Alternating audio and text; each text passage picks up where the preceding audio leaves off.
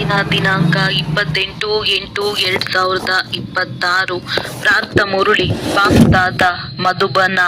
ಮಧುರ ಮಕ್ಕಳೇ, ನೀವು ಡ್ರಾಮಾದ ಗುಪ್ತ ರಹಸ್ಯವನ್ನು ಅರಿತುಕೊಂಡಿದ್ದೀರಿ. ಈ ಸಂಗಮ ಯುಗವೇ ಏರುವ ಕಲೆಯ ಯುಗವಾಗಿದೆ.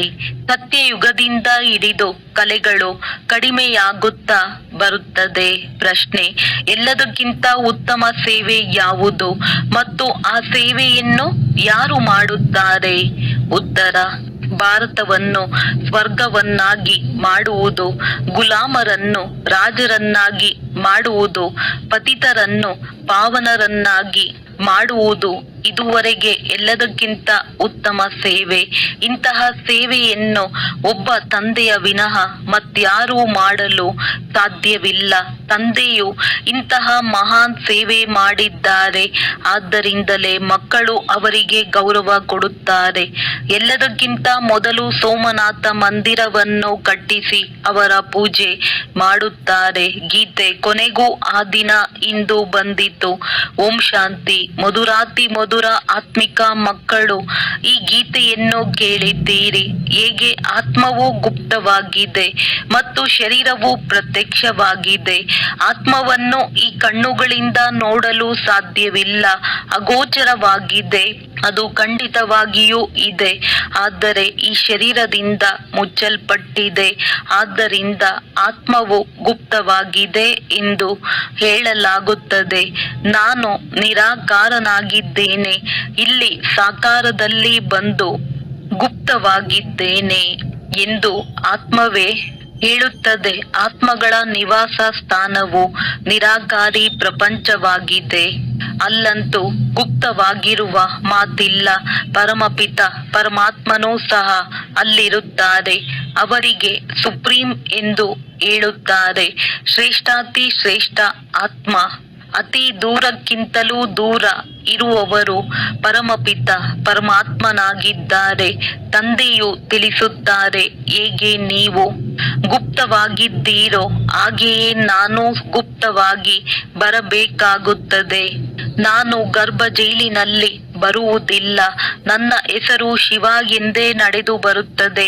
ನಾನು ಇವರಲ್ಲಿ ಬರುತ್ತೇನೆಂದರೂ ಸಹ ನನ್ನ ಹೆಸರು ಬದಲಾಗುವುದಿಲ್ಲ. ಈ ಆತ್ಮನಿಗೆ ಯಾವ ಶರೀರವಿದೆಯೋ ಅದರ ಹೆಸರು ಬದಲಾಗುತ್ತದೆ. ನನಗೆ ಶಿವನೆಂದೇ ಹೇಳುತ್ತಾರೆ.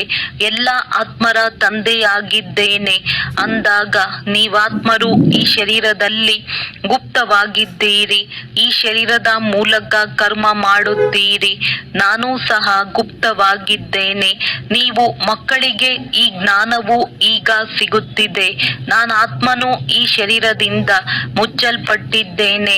ಆತ್ಮವು ನಿರಾಕಾರಿಯಾಗಿದೆ, ಶರೀರವು ಸಾಕಾರಿಯಾಗಿದೆ. ನಾನು ಅಶರೀರಿಯಾಗಿದ್ದೇನೆ. ನಿರಾಕಾರಿ ತಂದೆಯು ಈ ಶರೀರದ ಮೂಲಕ ತಿಳಿಸುತ್ತಾರೆ. ನೀವು ಸಹ ನಿರಾಕಾರಿಯಾಗಿದ್ದೀರಿ. ಶರೀರದ ಮೂಲಕ ಕೇಳುತ್ತೀರಿ. ನಿಮಗೆ ತಿಳಿದಿದೆ ತಂದೆಯು ಬಂದಿದ್ದಾರೆ. ತಂದೆಯು ಭಾರತವನ್ನು ಪುನಃ ಬಡದೇಶದಿಂದ ಸಾಹುಕಾರವನ್ನಾಗಿ ಮಾಡಲು ಬರುತ್ತಾರೆ. ನಮ್ಮದು ಬಡ ಭಾರತವಾಗಿದೆ ಎಂದು ನೀವು ಹೇಳುತ್ತೀರಿ. ಎಲ್ಲರಿಗೂ ತಿಳಿದಿದೆ. ಆದರೆ ನಮ್ಮ ಭಾರತ ದೇಶವು ಯಾವಾಗ ಸಾಹುಕಾರನಾಗಿತ್ತು, ಹೇಗಾಗಿತ್ತು ಎಂಬುದು ಅವರಿಗೆ ತಿಳಿದಿಲ್ಲ. ನೀವು ಮಕ್ಕಳಿಗೆ ಬಹಳ ನಶೆ ಇದೆ.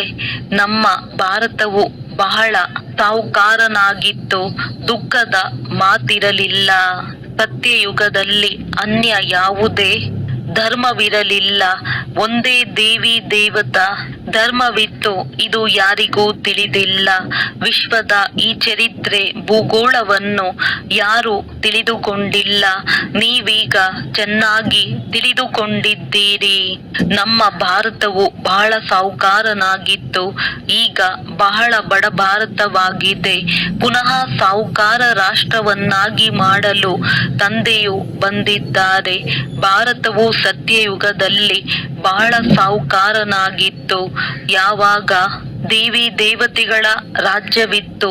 ನಂತರ ಆ ರಾಜ್ಯವು ಎಲ್ಲಿಗೆ ಹೊರಟು ಹೋಯಿತು ಇದು ಯಾರಿಗೂ ತಿಳಿದಿಲ್ಲ. ನಾವು ರಚಯಿತ ಮತ್ತು ರಚನೆಯನ್ನು ತಿಳಿದುಕೊಂಡಿಲ್ಲವೆಂದು ಋಷಿಮುನಿಗಳೂ ಸಹ ಹೇಳುತ್ತಾರೆ. ತಂದೆಯು ತಿಳಿಸುತ್ತಾರೆ, ಸತ್ಯಯುಗದಲ್ಲಿ ಈ ದೇವಿ ದೇವತೆಗಳಿಗೂ ರಚಯಿತ ಮತ್ತು ರಚನೆಯ ಜ್ಞಾನವಿರಲಿಲ್ಲ. ಆದಿ ಮಧ್ಯ ಅಂತ್ಯವನ್ನು ತಿಳಿದುಕೊಂಡಿರಲಿಲ್ಲ. ಒಂದು ವೇಳೆ ಅವರಿಗೆ ನಾವು ಏಣಿಯನ್ನಿಳಿಯುತ್ತಾ ರಸತಾಳದಲ್ಲಿ ಹೋಗುತ್ತೇವೆಂಬ ಜ್ಞಾನವಿದ್ದಿದ್ದರೆ ರಾಜ್ಯ ಭಾಗ್ಯದ ಸುಖವೇ ಇರುತ್ತಿರಲಿಲ್ಲ, ಚಿಂತೆಯಾಗಿ ಬಿಡುತ್ತಿತ್ತು. ಈಗ ನಿಮಗೆ ಇದೇ ಚಿಂತೆ ಇದೆ, ನಾವು ಹೇಗೆ ತಮೋ ಪ್ರಧಾನರಿಂದ ಸತೋ ಪ್ರಧಾನರಾಗುವುದು, ನಾವಾತ್ಮರು ಯಾವ ನಿರಾಕಾರಿ ಪ್ರಪಂಚದಲ್ಲಿದ್ದೆವು ಅಲ್ಲಿಂದ ಹೇಗೆ ಸುಖಧಾಮದಲ್ಲಿ ಬಂದೆವು ಎಂಬ ಜ್ಞಾನವೂ ಇದೆ. ನಾವೀಗ ಏರುವ ಕಲೆಯಲ್ಲಿದ್ದೇವೆ. ಇದು 84 ಜನ್ಮಗಳ ಏಣಿಯಾಗಿದೆ. ಇದರ ಮಧ್ಯದಲ್ಲಿ ಏನಾಗುತ್ತದೆ ಎಂಬುದನ್ನು ಸಹ ನೀವು ಅರಿತುಕೊಂಡಿದ್ದೀರಿ. ಎಲ್ಲರೂ ಸತ್ಯಯುಗದಲ್ಲಿ ಬರುವುದಿಲ್ಲ. ಡ್ರಾಮಾ ಅನುಸಾರ ನೀವು ಪ್ರತಿಯೊಬ್ಬ ಪಾತ್ರಧಾರಿಯು ನಂಬರ್ ವಾರ್ ತಮ್ಮ ತಮ್ಮ ಸಮಯದಲ್ಲಿ ಬಂದು ಪಾತ್ರವನ್ನು ಅಭಿನಯಿಸುತ್ತೀರಿ.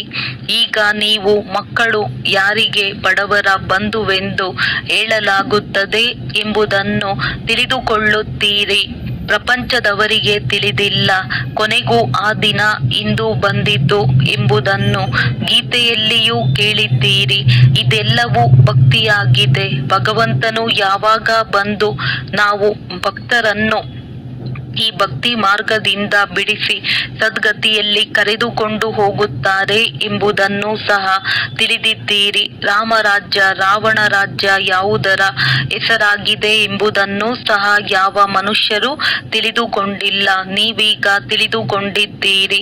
ತಂದೆಯು ಪುನಃ ಈ ಶರೀರದಲ್ಲಿ ಬಂದಿದ್ದಾರೆ. ಶಿವ ಜಯಂತಿಯನ್ನು ಆಚರಿಸುತ್ತಾರೆ.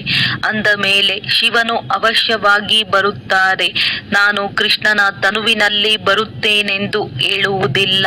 ತಂದೆಯು ತಿಳಿಸುತ್ತಾರೆ, ಕೃಷ್ಣನ ಆತ್ಮವು 84 ಜನ್ಮಗಳನ್ನು ತೆಗೆದುಕೊಂಡಿದೆ.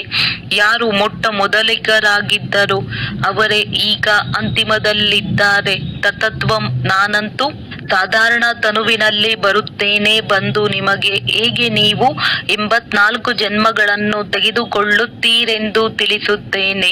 ಈ ಸಮಯದಲ್ಲಿ ಯಾರೊಬ್ಬರೂ ತಮ್ಮನ್ನು ದೇವತಾ ಧರ್ಮದವರೆಂದು ತಿಳಿದುಕೊಳ್ಳುವುದಿಲ್ಲ. ಏಕೆಂದರೆ ಸತ್ಯಯುಗವನ್ನು ಬಹಳ ದೂರ ತೆಗೆದುಕೊಂಡು ಹೋಗಿದ್ದಾರೆ. ಕಲ್ಪದ ಆಯಸ್ಸು ಲಕ್ಷಾಂತರ ವರ್ಷಗಳೆಂದು ಬರೆದಿದ್ದಾರೆ. ವಾಸ್ತವದಲ್ಲಿ ಡ್ರಾಮಾದ ಚರಿತ್ರೆಯು ಬಹಳ ಚಿಕ್ಕದಾಗಿದೆ. ಇದರಲ್ಲಿ ಕೆಲವು ಧರ್ಮಗಳ ಚರಿತ್ರೆಯು 500 ವರ್ಷಗಳು, ಇನ್ನು ಕೆಲವರದ್ದು 2500 ವರ್ಷಗಳ ಇತಿಹಾಸವಿದೆ. ನಿಮ್ಮದ್ದು 5000 ವರ್ಷಗಳ ಇತಿಹಾಸವಾಗಿದೆ. ದೇವತಾ ಧರ್ಮದವರೇ ಸ್ವರ್ಗದಲ್ಲಿ ಬರುತ್ತೀರಿ. ಅನ್ಯ ಧರ್ಮದವರು ಬರುವುದೇ ನಂತರದಲ್ಲಿ. ದೇವತಾ ಧರ್ಮದವರೇ ಅನ್ಯ ಧರ್ಮಗಳಲ್ಲಿ ಹೋಗಿ ಸೇರಿದ್ದಾರೆ. ಡ್ರಾಮಾ ಅನುಸಾರ ಮುಂದಿನ ಕಲ್ಪದಲ್ಲಿಯೂ ಇದೇ ರೀತಿ ಹೋಗಿ ಸೇರುತ್ತಾರೆ. ಮತ್ತೆ ತಮ್ಮ ತಮ್ಮ ಧರ್ಮಕ್ಕೆ ಮರಳಿ ಬರುತ್ತಾರೆ. ತಂದೆಯು ತಿಳಿಸುತ್ತಾರೆ, ಮಕ್ಕಳೇ, ನೀವಂತೂ ವಿಶ್ವದ ಮಾಲೀಕರಾಗಿದ್ದೀರಿ. ನೀವೀಗ ತಿಳಿದುಕೊಂಡಿದ್ದೀರಿ, ತಂದೆಯು ಸ್ವರ್ಗದ ಸ್ಥಾಪನೆ ಮಾಡುವವರಾಗಿದ್ದಾರೆ. ಅಂದ ಮೇಲೆ ನಾವೇಕೆ ಸ್ವರ್ಗದಲ್ಲಿರಬಾರದು? ತಂದೆಯಿಂದ ನಾವು ಆಸ್ತಿಯನ್ನು ಅವಶ್ಯವಾಗಿ ತೆಗೆದುಕೊಳ್ಳುತ್ತೇವೆ. ಅಂದ ಮೇಲೆ ಇದರಿಂದಲೇ ಸಿದ್ಧವಾಗುತ್ತದೆ, ಇವರು ನಮ್ಮ ಧರ್ಮದವರಾಗಿದ್ದಾರೆ. ಯಾರು ಈ ಧರ್ಮದವರಲ್ಲವೋ ಅವರು ಬರುವುದಿಲ್ಲ. ಪರಧರ್ಮದಲ್ಲಿ ಏಕೆ ಹೋಗಬೇಕೆಂದು ಹೇಳುತ್ತಾರೆ. ನೀವು ಮಕ್ಕಳು ತಿಳಿದುಕೊಂಡಿದ್ದೀರಿ. ಸತ್ಯಯುಗ ಹೊಸ ಪ್ರಪಂಚದಲ್ಲಿ ದೇವತೆಗಳಿಗೆ ಬಹಳ ಸುಖವಿತ್ತು. ಚಿನ್ನದ ಮೆಹಲುಗಳಿತ್ತು. ಸೋಮನಾಥನ ಮಂದಿರದಲ್ಲಿ ಎಷ್ಟೊಂದು ಚಿನ್ನವಿತ್ತು. ಈ ರೀತಿ ಮತ್ಯಾವುದೇ ಮಂದಿರವಿರುವುದಿಲ್ಲ. ಅದರಲ್ಲಿ ಬಹಳ ವಜ್ರ ವೈಡೂರ್ಯಗಳಿತ್ತು. ಬೌದ್ಧ ಮೊದಲಾದವರದ್ದು ವಜ್ರ ರತ್ನಗಳ ಮೆಹಲುಗಳಿರುವುದಿಲ್ಲ. ನೀವು ಮಕ್ಕಳನ್ನು ಯಾವ ತಂದೆಯು ಇಷ್ಟು ಶ್ರೇಷ್ಠರನ್ನಾಗಿ ಮಾಡಿದ್ದಾರೆಯೋ ಅವರಿಗೆ ನೀವು ಎಷ್ಟೊಂದು ಗೌರವವನ್ನಿಟ್ಟಿದ್ದೀರಿ. ಯಾರು ಒಳ್ಳೆಯ ಕರ್ಮ ಮಾಡಿ ಹೋಗುವರೋ ಅವರಿಗೆ ಗೌರವ ಕೊಡಲಾಗುತ್ತದೆ. ನೀವೀಗ ತಿಳಿದುಕೊಂಡಿದ್ದೀರಿ, ಎಲ್ಲರಿಗಿಂತ ಒಳ್ಳೆಯ ಕರ್ಮವನ್ನು ಪತಿತ ಪಾವನ ತಂದೆಯೇ ಮಾಡಿ ಹೋಗುತ್ತಾರೆ. ನಿಮ್ಮ ಆತ್ಮ ಹೇಳುತ್ತದೆ, ಎಲ್ಲರಿಗಿಂತ ಅತ್ಯುತ್ತಮ ಸೇವೆಯನ್ನು ಬೇಅದ್ದಿನ ತಂದೆಯೇ ಬಂದು ಮಾಡುತ್ತಾರೆ. ನಮ್ಮನ್ನು ಬಡವರಿಂದ ರಾಜ, ಭಿಕಾರಿಗಳಿಂದ ರಾಜಕುಮಾರರನ್ನಾಗಿ ಮಾಡಿಬಿಡುತ್ತಾರೆ. ಯಾರು ಭಾರತವನ್ನು ಸ್ವರ್ಗವನ್ನಾಗಿ ಮಾಡುವರೋ ಅವರಿಗೂ ಸಹ ಯಾರು ಗೌರವವನ್ನಿಡುವುದಿಲ್ಲ. ನೀವು ತಿಳಿದುಕೊಂಡಿದ್ದೀರಿ, ಸೋಮನಾಥ ಮಂದಿರವು ಬಹಳ ಶ್ರೇಷ್ಠವೆಂದು ಗಾಯನವಿದೆ. ಅದನ್ನೇ ಲೂಟಿ ಮಾಡಿಕೊಂಡು ಹೋದರು. ಲಕ್ಷ್ಮೀನಾರಾಯಣರ ಮಂದಿರವನ್ನು ಎಂದೂ ಯಾರೂ ಲೂಟಿ ಮಾಡಲಿಲ್ಲ. ಸೋಮನಾಥ ಮಂದಿರವನ್ನೇ ಲೂಟಿ ಮಾಡಿದ್ದಾರೆ. ಭಕ್ತಿ ಮಾರ್ಗದಲ್ಲಿ ಇವರು ಬಹಳ ಧನವಂತರಾಗಿರುತ್ತಾರೆ. ರಾಜರಲ್ಲಿಯೂ ನಂಬರ್ ವಾರ್ ಇರುತ್ತಾರಲ್ಲವೇ. ಯಾರು ಉತ್ತಮ ಪದವಿಯವರು ಇರುವರೋ ಅವರಿಗೆ ಚಿಕ್ಕ ಪದವಿಯನ್ನು ಹೊಂದಿರುವವರು ಗೌರವ ಕೊಡುತ್ತಾರೆ. ದರ್ಬಾರಿನಲ್ಲಿಯೂ ನಂಬರ್ ವಾರ್ ಆಗಿ ಕುಳಿತುಕೊಳ್ಳುತ್ತಾರೆ. ಬ್ರಹ್ಮ ತಂದೆಯು ಅನುಭವಿಯಲ್ಲವೇ. ಇಲ್ಲಿಯದು ಪತಿತ ರಾಜರ ದರ್ಬಾರಾಗಿದೆ ಅಂದ ಮೇಲೆ ಪಾವನ ರಾಜರ ದರ್ಬಾರು ಹೇಗಿರಬಹುದು? ಯಾವಾಗ ಅವರ ಬಳಿ ಇಷ್ಟೊಂದು ಹಣವಿರುತ್ತದೆ ಅಂದ ಮೇಲೆ ಅವರ ಮನೆಯೂ ಸಹ ಅಷ್ಟೇ ಚೆನ್ನಾಗಿರುತ್ತದೆ. ನೀವೀಗ ತಿಳಿದುಕೊಂಡಿದ್ದೀರಿ, ತಂದೆಯು ನಮಗೆ ಓದಿಸುತ್ತಿದ್ದಾರೆ, ಸ್ವರ್ಗದ ಸ್ಥಾಪನೆ ಮಾಡಿಸುತ್ತಿದ್ದಾರೆ. ನಾವು ಸ್ವರ್ಗದ ಮಹಾರಾಜ ಮಹಾರಾಣಿಯಾಗುತ್ತೇವೆ. ನಂತರ ನಾವು ಕೆಳಗಿಳಿಯುತ್ತೇವೆ. ಕೆಳಗಿಳಿಯುತ್ತಾ ನಾವು ಮೊಟ್ಟ ಮೊದಲು ಶಿವ ತಂದೆಯ ಪೂಜಾರಿಗಳಾಗುತ್ತೇವೆ. ಯಾರು ಸ್ವರ್ಗದ ಮಾಲೀಕರನ್ನಾಗಿ ಮಾಡಿದ್ದರೋ ಅವರಿಗೆ ನಾವು ಪೂಜೆ ಮಾಡುತ್ತೇವೆ. ಅವರು ನಮ್ಮನ್ನು ಬಹಳ ಸಾಹುಕಾರರನ್ನಾಗಿ ಮಾಡುತ್ತಾರೆ. ಈಗ ಭಾರತವು ಎಷ್ಟು ಬಡ ದೇಶವಾಗಿದೆ. ಮೊದಲು ಇಷ್ಟೊಂದು ಬಡ ರಾಷ್ಟ್ರವಾಗಿರಲಿಲ್ಲ. ಬಹಳ ಖುಷಿಯಲ್ಲಿದ್ದರು. ಯಾವ ಜಮೀನನ್ನು 500 ರೂಪಾಯಿಗಳಿಗೆ ತೆಗೆದುಕೊಂಡಿದ್ದರೋ ಅದು ಇಂದು 5,000 ಕೊಟ್ಟರೂ ಸಿಗುವುದಿಲ್ಲ. ಸತ್ಯಯುಗದಲ್ಲಿ ಧರಣಿಗೆ ಮೌಲ್ಯವೇ ಇರುವುದಿಲ್ಲ. ಯಾರು ಎಷ್ಟು ಬೇಕೋ ಅಷ್ಟು ತೆಗೆದುಕೊಳ್ಳಬಹುದು. ಬಹಳಷ್ಟು ಜಮೀನಿರುತ್ತದೆ. ಸಿಹಿ ನೀರಿನ ನದಿಗಳ ತೀರದಲ್ಲಿ ನಿಮ್ಮ ಮೆಹಲುಗಳಿರುತ್ತವೆ ಎಲ್ಲವೇ. ಬಹಳ ಕಡಿಮೆ ಜನಸಂಖ್ಯೆ ಇರುತ್ತದೆ. ಪ್ರಕೃತಿಯು ದಾಸಿಯಾಗಿರುತ್ತದೆ. ಬಹಳ ಒಳ್ಳೊಳ್ಳೆಯ ಫಲಪುಷ್ಪಗಳು ಸಿಗುತ್ತಿರುತ್ತವೆ. ನೀವೀಗ ಎಷ್ಟೊಂದು ಪರಿಶ್ರಮ ಪಡುತ್ತೀರಿ. ಆದರೂ ಸಹ ಬರಗಾಲವು ಬಂದಿತೆಂದರೆ ಆಹಾರವೂ ಸಿಗುವುದಿಲ್ಲ ಅಂದಾಗ ಹಾಡು ಕೇಳುತ್ತಿದ್ದಂತೆಯೇ ನಿಮಗೆ ರೋಮಾಂಚನವಾಗಿ ಬಿಡಬೇಕು. ತಂದೆಗೆ ಬಡವರ ಬಂಧು ಎಂದು ಹೇಳುತ್ತೀರಿ. ಈಗ ಅರ್ಥವನ್ನು ತಿಳಿದುಕೊಂಡಿರಲ್ಲವೇ. ಯಾರನ್ನು ಸಾಹುಕಾರರನ್ನಾಗಿ ಮಾಡುತ್ತಾರೆ? ಅವಶ್ಯವಾಗಿ ಯಾರು ಇಲ್ಲಿಗೆ ಬರುವರೋ ಅವರನ್ನೇ ಸಾಹುಕಾರರನ್ನಾಗಿ ಮಾಡುತ್ತಾರಲ್ಲವೇ. ನೀವು ಮಕ್ಕಳಿಗೆ ತಿಳಿದಿದೆ, ಪಾವನರಿಂದ ಪತಿತರಾಗುವುದರಲ್ಲಿ 5,000 ವರ್ಷಗಳು ಹಿಡಿಸಿದೆ. ಈಗ ಪುನಃ ತಂದೆಯು ಪತಿತರಿಂದ ಪಾವನರನ್ನಾಗಿ ಮಾಡುತ್ತಾರೆ. ಶ್ರೇಷ್ಠಾತಿ ಶ್ರೇಷ್ಠರನ್ನಾಗಿ ಮಾಡುತ್ತಾರೆ. 1 ಸೆಕೆಂಡಿನಲ್ಲಿ ಜೀವನ್ಮುಕ್ತಿಯು ಪ್ರಾಪ್ತಿಯಾಗುತ್ತದೆ. ಬಾಬಾ, ನಾವು ನಿಮ್ಮವರಾಗಿದ್ದೇವೆ ಎಂದು ಹೇಳುತ್ತಾರೆ. ತಂದೆಯು ತಿಳಿಸುತ್ತಾರೆ, ನೀವು ವಿಶ್ವದ ಮಾಲೀಕರಾಗಿದ್ದೀರಿ. ಮಗು ಜನ್ಮ ಪಡೆಯಿತೆಂದರೆ ವಾರಸುದಾರನಾಯಿತು. ಎಷ್ಟೊಂದು ಖುಷಿಯಾಗುತ್ತದೆ. ಆದರೆ ಹೆಣ್ಣು ಮಗುವನ್ನು ನೋಡುತ್ತಿದ್ದಂತೆ ಚೆಹರೆಯೇ ಬಾಡಿ ಹೋಗುತ್ತದೆ. ಇಲ್ಲಂತೂ ಎಲ್ಲ ಆತ್ಮರು ಗಂಡು ಮಕ್ಕಳಾಗಿದ್ದೀರಿ. ನಾವು ಸ್ವರ್ಗದ ಮಾಲೀಕರಾಗಿ ಬಿಟ್ಟೆವು. ತಿಳಿದುಕೊಂಡೆವು. ಈಗ ಅರ್ಥವಾಗಿದೆ. ನಾವು 5,000 ವರ್ಷಗಳ ಮೊದಲು ಸ್ವರ್ಗದ ಮಾಲೀಕರಾಗಿದ್ದೆವು. ತಂದೆಯು ಆ ರೀತಿ ಮಾಡಿದ್ದರು. ಶಿವ ಜಯಂತಿಯನ್ನು ಆಚರಿಸುತ್ತಾರೆ. ಆದರೆ ಅವರು ಯಾವಾಗ ಬಂದಿದ್ದರು ಎಂಬುದನ್ನು ತಿಳಿದುಕೊಂಡಿಲ್ಲ. ಯಾವಾಗ ಲಕ್ಷ್ಮೀನಾರಾಯಣರ ರಾಜ್ಯವಿತ್ತು ಎಂಬುದೇನು ಗೊತ್ತಿಲ್ಲ. ವಾಸ್ತವದಲ್ಲಿ ಭಾರತದ ಸಂಪನ್ನತೆಯು ಎಲ್ಲದಕ್ಕಿಂತ ಹೆಚ್ಚಿನದಾಗಿರಬೇಕು. ಭಾರತದ ಭೂಮಿಯು ಎಲ್ಲದಕ್ಕಿಂತ ದೊಡ್ಡದಾಗಿರಬೇಕು. ಲಕ್ಷಾಂತರ ವರ್ಷಗಳಿದ್ದಿದ್ದೇ ಆದರೆ ಮತ್ತೆ ಬಹಳ ಜಮೀನು ಬೇಕಾಗುವುದು. ಇಡೀ ಪ್ರಪಂಚದ ಜಮೀನಾದರೂ ಸಾಕಾಗುವುದಿಲ್ಲ. ಲಕ್ಷಾಂತರ ವರ್ಷಗಳಲ್ಲಿ ಎಷ್ಟೊಂದು ಜನಸಂಖ್ಯೆಯಾಗಿ ಬಿಡುವುದು. ಅಸಂಖ್ಯಾತ ಮನುಷ್ಯರಾಗುವರು.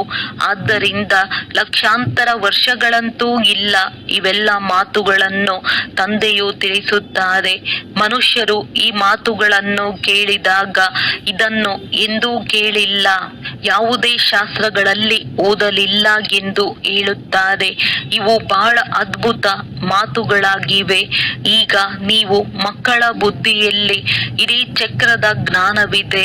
ಇವರು ಬಹಳ ಜನ್ಮಗಳ ಅಂತಿಮದಲ್ಲಿ ಈಗ ಪತಿತ ಆತ್ಮನಾಗಿದ್ದಾರೆ. ಯಾರು ಸತೋ ಪ್ರಧಾನರಾಗಿದ್ದರೋ ಅವರೇ ಈಗ ತಮೋ ಪ್ರಧಾನವಾಗಿದ್ದಾರೆ. ಪುನಃ ಸತೋ ಪ್ರಧಾನರಾಗಬೇಕಾಗಿದೆ. ನೀವಾತ್ಮರಿಗೆ ಈಗ ಶಿಕ್ಷಣ ಸಿಗುತ್ತಿದೆ. ಶರೀರದ ಮುಖಾಂತರ ಆತ್ಮವು ಕೇಳುವಾಗ ಅವಶ್ಯವಾಗಿ ನಾವಾತ್ಮರು 84 ಜನ್ಮಗಳನ್ನು ತೆಗೆದುಕೊಂಡಿದ್ದೇವೆ ಅಂದ ಮೇಲೆ ಅವಶ್ಯವಾಗಿ 84 ಮಂದಿ ತಂದೆ ತಾಯಿಯರು ಸಿಕ್ಕಿರುವರು. ಇದು ಸಹ ಲೆಕ್ಕವಿದೆ ಎಲ್ಲವೇ. ಬುದ್ಧಿಯಲ್ಲಿ ಬರುತ್ತದೆ 84 ಜನ್ಮಗಳನ್ನು ತೆಗೆದುಕೊಳ್ಳುತ್ತೇವೆ. ಮತ್ತೆ ಇನ್ನು ಕಡಿಮೆ ಜನ್ಮಗಳು ಇರಬಹುದು. ಕನಿಷ್ಠ ಮತ್ತು ಗರಿಷ್ಠದ ಲೆಕ್ಕವಿದೆ ಎಲ್ಲವೇ.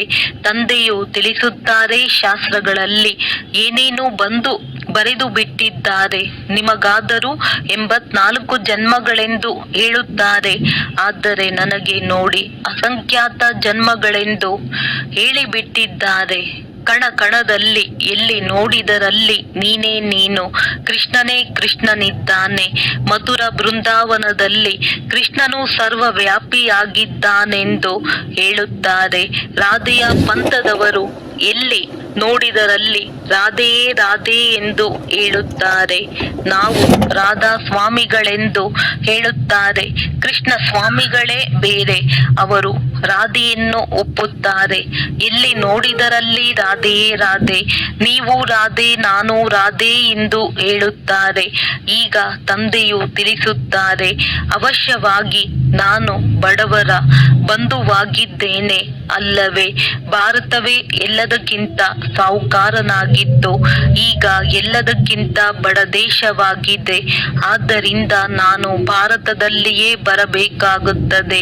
ಇದು ಮಾಡಲ್ಪಟ್ಟ ನಾಟಕವಾಗಿದೆ. ಇದರಲ್ಲಿ ಸ್ವಲ್ಪವೂ ವ್ಯತ್ಯಾಸವಾಗಲು ಸಾಧ್ಯವಿಲ್ಲ. ಇದು ಬೇಹದ್ದಿನ ಡ್ರಾಮಾ ಆಗಿದೆ. ಡ್ರಾಮಾದಲ್ಲಿ ಏನು ಶೂಟಿಂಗ್ ನಡೆದಿದೆಯೋ ಅದೇ ಪುನರಾವರ್ತನೆಯಾಗುವುದು. ಡ್ರಾಮಾದ ಬಗ್ಗೆಯೂ ತಿಳಿದಿರಬೇಕು. ಡ್ರಾಮಾ ಎಂದರೆ ಡ್ರಾಮಾ, ಅದು ಹದ್ದಿನ ಡ್ರಾಮಾ ಆಗಿರುತ್ತದೆ.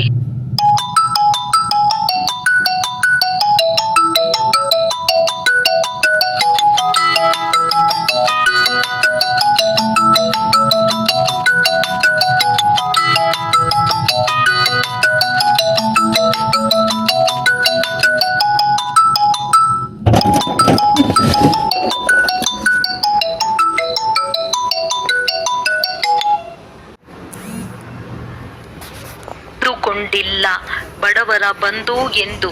ನಿರಾಕಾರ ಭಗವಂತನನ್ನೇ ಒಪ್ಪುತ್ತಾರೆ, ಕೃಷ್ಣನನ್ನು ಒಪ್ಪುವುದಿಲ್ಲ.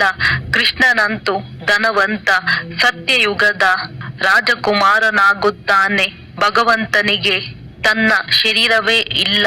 ಅವರು ಬಂದು ನೀವು ಮಕ್ಕಳನ್ನು ಧನವಂತರನ್ನಾಗಿ ಮಾಡುತ್ತಾರೆ.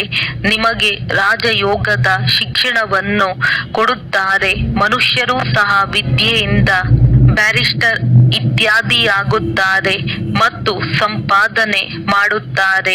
ತಂದೆಯೂ ಸಹ ನಿಮಗೆ ಈಗ ಓದಿಸುತ್ತಾರೆ.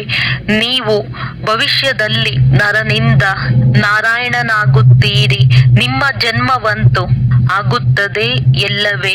ಸ್ವರ್ಗದಲ್ಲಿ ಯಾರು ಸಮುದ್ರದಿಂದ ತೇಲಿ ಬರುವುದಿಲ್ಲ. ಕೃಷ್ಣನೂ ಸಹ ಜನ್ಮ ಪಡೆದನಲ್ಲವೇ. ಆ ಸಮಯದಲ್ಲಿ ಕಂಸಪುರಿ ಇತ್ಯಾದಿಗಳಿರಲಿಲ್ಲ. ಕೃಷ್ಣನ ಹೆಸರು ಎಷ್ಟೊಂದು ಗಾಯನವಿದೆ. ಅವರ ತಂದೆಯ ಹೆಸರೇ ಇಲ್ಲ. ಅವರ ತಂದೆಯೂ ಎಲ್ಲಿದ್ದಾರೆ? ಅವಶ್ಯವಾಗಿ ರಾಜನ ಮಗುವಾಗಿರಬೇಕಲ್ಲವೇ. ಅಲ್ಲಿ ದೊಡ್ಡ ರಾಜರ ಮನೆಯಲ್ಲಿ ಜನ್ಮವಾಗುತ್ತದೆ. ಆದರೆ ಅವರು ಪತಿತ ರಾಜರಾಗಿರುವ ಕಾರಣ ಅವರ ಹೆಸರು ಪ್ರಸಿದ್ಧವಾಗುವುದಿಲ್ಲ.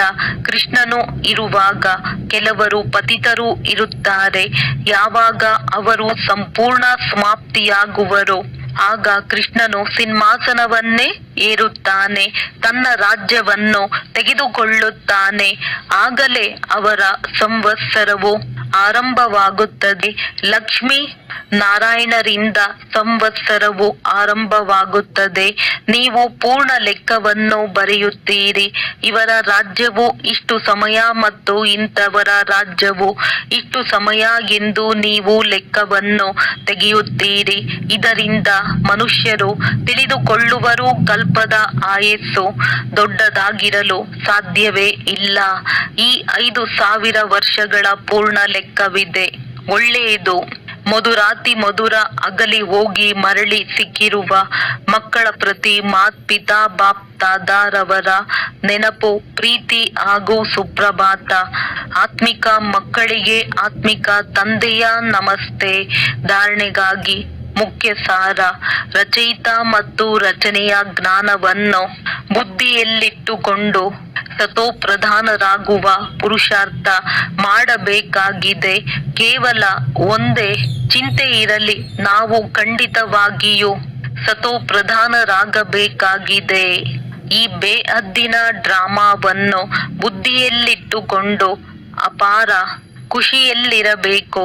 ತಂದೆಯ ಸಮಾನ ಗೌರವವನ್ನು ಪಡೆಯಲು ಪತಿತರನ್ನು ಪಾವನ ಮಾಡುವ ಸೇವೆ ಮಾಡಬೇಕಾಗಿದೆ. ವರದಾನ: ಅಧಿಕಾರಿಯ ಸ್ಮೃತಿಯ ಮೂಲಕ ಸರ್ವ ಶಕ್ತಿಗಳ ಅನುಭವ ಮಾಡುವಂತಹ ಪ್ರಾಪ್ತಿ ಸ್ವರೂಪ ಭವ. ಒಂದು ವೇಳೆ ಬುದ್ಧಿಯ ಸಂಬಂಧವು ಸದಾ ಒಬ್ಬ ತಂದೆಯೊಂದಿಗೆ ಜೋಡಣೆ ಆಗಿರುತ್ತದೆ ಎಂದರೆ ಸರ್ವ ಶಕ್ತಿಗಳ ಆಸ್ತಿಯು ಅಧಿಕಾರದ ರೂಪದಲ್ಲಿ ಪ್ರಾಪ್ತಿಯಾಗುತ್ತದೆ. ಯಾರು ಅಧಿಕಾರಿ ಎಂದು ತಿಳಿದುಕೊಂಡು ಪ್ರತಿಯೊಂದು ಕರ್ಮವನ್ನು ಮಾಡುತ್ತಾರೆಯೋ ಅವರಿಗೆ ಹೇಳುವುದರಿಂದ ಅಥವಾ ಸಂಕಲ್ಪದಲ್ಲಿಯೂ ಬೇಡುವ ಅವಶ್ಯಕತೆ ಇರುವುದಿಲ್ಲ. ಅಧಿಕಾರಿಯ ಈ ಸ್ಮೃತಿಯೇ ಸರ್ವಶಕ್ತಿಗಳ ಪ್ರಾಪ್ತಿಯ ಅನುಭವ ಮಾಡಿಸುತ್ತದೆ. ಅಂದ ಮೇಲೆ ನಶೆ ಇರಲಿ, ಸರ್ವಶಕ್ತಿಗಳು ನಮ್ಮ ಜನ್ಮಸಿದ್ಧ ಅಧಿಕಾರವಾಗಿದೆ. ಅಧಿಕಾರಿಯಾಗಿದ್ದು ನಡೆಯುತ್ತೀರೆಂದರೆ ಅಧೀನತೆಯು ಸಮಾಪ್ತಿಯಾಗಿ ಬಿಡುತ್ತದೆ. ಸ್ಲೋಗನ್: ಸ್ವಯಂನ ಜೊತೆ ಜೊತೆ. ಅಂದ ಮೇಲೆ ಸಂಪೂರ್ಣ ಸೆಳೆತ ಮುಕ್ತರು ಆಗಿರಿ. ಅವ್ಯಕ್ತ ಸೂಚನೆಗಳು: ಅಪವಿತ್ರತೆಯ ಬೀಜವನ್ನು ಸಮಾಪ್ತಿ ಮಾಡಿ ಸಂಪೂರ್ಣ ಸ್ವಚ್ಛ ಆಗಿರಿ. ಒಂದು ವೇಳೆ ಪವಿತ್ರತೆಯ ನಿಯಮ ಪಕ್ಕ ಇದೆ ಎಂದರೆ ಮೋಹ ಮುಕ್ತ, ಈರ್ಷೆ ಹಾಗೂ ಕ್ರೋಧದಿಂದಲೂ ಮುಕ್ತರಾಗಿ. ಕಿರಿಕಿರಿ ಮಾಡಿಕೊಳ್ಳುವುದು ಇರಬಾರದು. ಈ ರೀತಿ ಆಗಲೇಬೇಕು ಎಂಬ ಮೋಹವನ್ನು ಸಹ ಇಟ್ಟುಕೊಳ್ಳಬೇಡಿ. ವ್ಯರ್ಥ ಅಥವಾ ಈರ್ಷೆಯ ವಶ ಯಾವುದೇ ಮಾತು ಹೇಳುವಿರಿ ಹಾಗೂ ಅದು ಪೂರ್ಣ ಆಗುವುದಿಲ್ಲ ಎಂದರೆ ಕ್ರೋಧ ಹುಟ್ಟುವುದು. ಹಾಗಾಗಿ ಪವಿತ್ರತೆಯ ಪಿಲ್ಲರ್ ಅನ್ನು ಪಕ್ಕಾ ಮಾಡಿ ಆಗ ಪಿಲ್ಲರ್ ಲೈಟ್ ಹೌಸ್ನ ಕೆಲಸ ಮಾಡುವುದು ಒಳ್ಳೆಯದು. ಓಂ ಶಾಂತಿ.